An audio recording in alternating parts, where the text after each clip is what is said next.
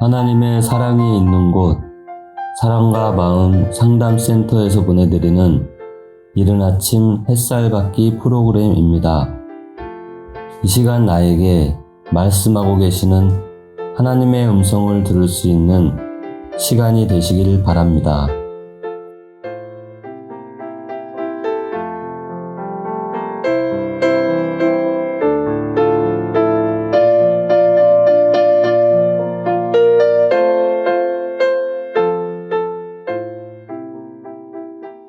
안녕하세요. 주님과 함께하는 교회 부설 사랑과 마음 상담센터의 이혜진 청년입니다. 저는 작년에 임용고시에 합격을 하여 1년간 중학교 특수교사로 근무를 하였습니다. 학교에 다니면서 우리 반 아이들을 대상으로 수업을 하고 생활 지도를 하며 교육적 측면에서 많은 성장이 있었습니다. 또한 교무기획부에 소속이 되어 특수교육 관련 업무뿐만 아니라 교원 표창, 학생 봉사활동, 장학 등 교무부 업무를 하며 업무 수행과 관련해서도 많이 배울 수 있는 한 해였습니다. 특히 저는 수치심과 평가에 대한 두려움이 강해서 남들 앞에서 말하는 것을 두려워하고 대인관계를 힘들어 했었습니다. 하지만 저희 반 학생들뿐 아니라 비장애 학생들, 학부모님들과도 많은 소통을 하였고 동료 선생님들과 부장 선생님, 교장, 교감 선생님들과의 관계를 통해 대인관계 기술도 많이 는 것 같습니다. 또한 개별화 교육계획과 관련된 회의를 진행하거나 공개 수업을 하거나 교직원 연수 때 발표를 하는 등의 경험을 통해 사람들 앞에서 말하는 훈련도 할 수 있었습니다. 그렇게 1년간 학교에 적응을 하고 대학원을 알아보게 되었습니다. 일반 대학원은 수업이 낮에 있어서 학교를 다니며 다닐 수 없었고 찾아보니 대학원 파견 제도가 있어서 교사 경력 3년차 이상부터 지원을 할 수 있다는 것을 알게 되었습니다. 신학대학원은 나중에 갈 생각이었지만 목사님, 전도사님께서도 신학은 기본이라고 하셨고 또 3년간 파견 제도 지원을 기다리느니 그 시간에 신학대학원을 빨리 들어가서 마치자는 생각이 들어 지원하게 되었습니다. 거리와 학비 등등을 고려하여 서울 한영대학교 대학원 신학과에 지원을 하였고 합격을 하여 3월부터 퇴근 후에 대학원을 다닐 예정입니다. 예전에는 현실을 살아갈 힘이 없었고 환상 속에서 살았었습니다. 학창시절 내내 의료선교사라는 꿈을 가지고 있었고 많은 사람들에게 복음을 전하고 싶다는 소명의식에 불타올랐었습니다. 하지만 지금 생각해보니 이러한 것들은 약하고 불안한 나를 구원하기 위한 구원자 컴플렉스에서 비롯된 것이었다는 게 느껴졌고 그러한 것들을 깨닫고 나니 거짓된 소명의식은 사라졌고 주어진 현실을 열심히 살게 되었습니다. 사실 신학대학원에 지원을 할 때만 해도 별 생각이 없었습니다. 그냥 어차피 언젠가는 해야 될 거 시간 있을 때 미리 해놔야겠다라는 생각이었습니다. 교회 사역이나 전도사, 소명의식 이러한 생각은 전혀 하지 않은 채 그저 지원하면 붙겠거니 하고 지원을 하기로 마음먹었었습니다.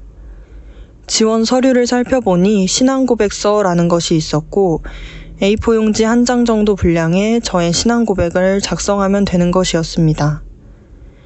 신앙고백서의 제목을 적는데 나도 모르게 앞으로 나의 남은 인생 십자가의 증인의 삶을 살겠습니다 라고 적었고 저의 지금까지의 신앙생활을 떠올리며 신앙고백의 내용을 쭉 적어내려갔습니다.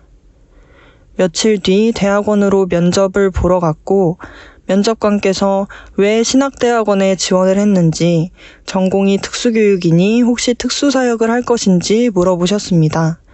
그래서 저는 아니요, 저는 제가 지금 다니는 교회 담임 목사님께서 하고 계시는 사역을 같이 하려고 지원했습니다.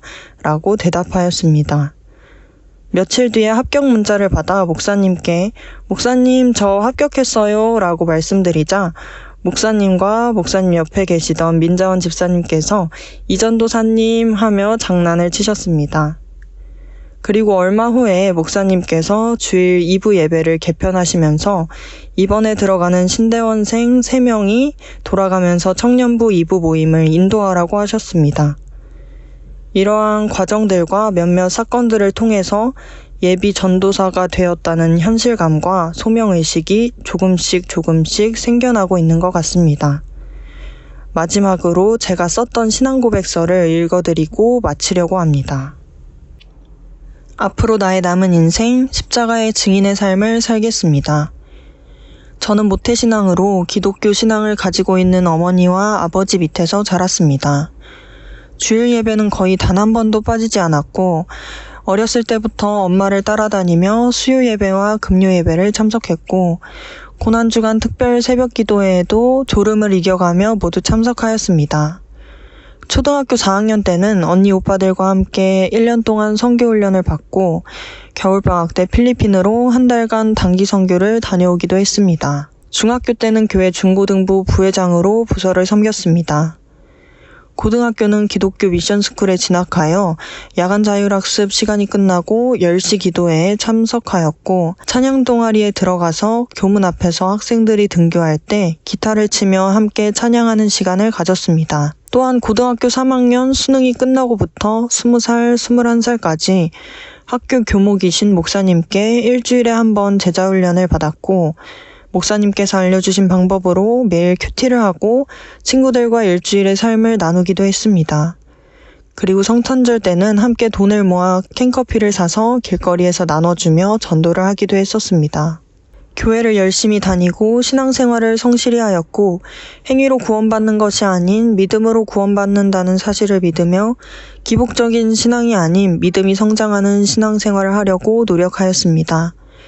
하지만 저의 이러한 노력에도 불구하고 수치심이 워낙 심해서 앞에서 이야기하거나 발표하는 것 자체를 거의 하지 못하였고, 불안이 심해 유치원에서 초등학교로 진학하기 전 1년 동안 좋은 선생님과 좋은 친구들을 만나서 학교에 잘 적응할 수 있도록 엄마와 함께 매일 밤 손을 잡고 기도하였습니다. 또한 우울감과 무기력이 심해 매일 하루하루의 삶은 겨우겨우 살아가지만 인생의 방향을 잡지 못하고 해결되지 않는 내면의 문제로 인해 괴로워했습니다. 매일 기도를 하고 말씀 묵상을 하면서 내가 더 하나님만을 찾고 의지할 수 있게 해달라고 기도했습니다. 그러던 어느 날 엄마가 현실의 문제로 극심한 불안에 시달리다가 기도원에 가는 길에 아는 집사님의 추천으로 한 교회에 가게 되었습니다. 그곳에서 목사님의 말씀을 듣더니 말씀이 너무 좋다며 이 교회에 가야겠다고 하셨습니다.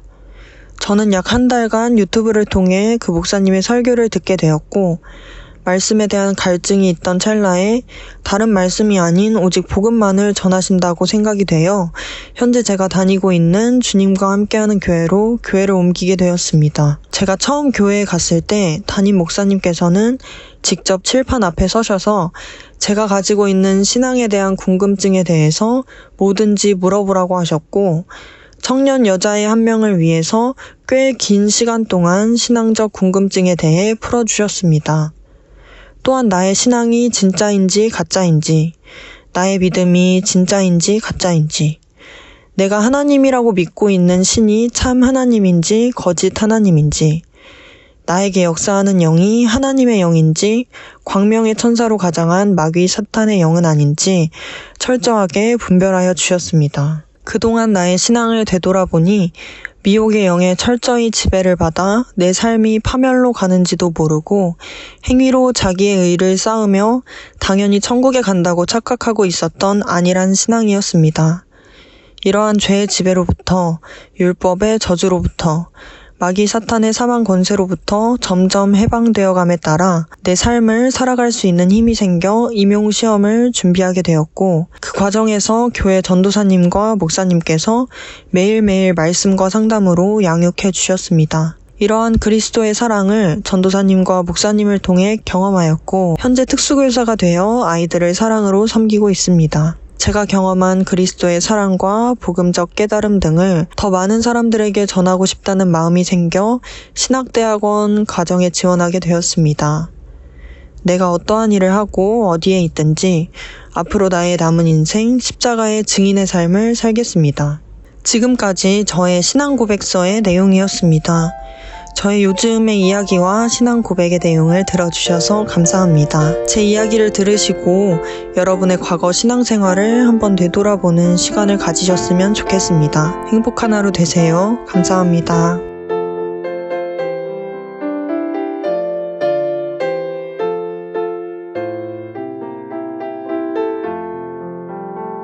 지금까지 사랑과 마음 상담센터에서 보내드리는 이른 아침 햇살 받기 프로그램이었습니다. 오늘도 말씀을 통해 자기 성찰이 이루어지는 여러분이 되시기를 기도합니다.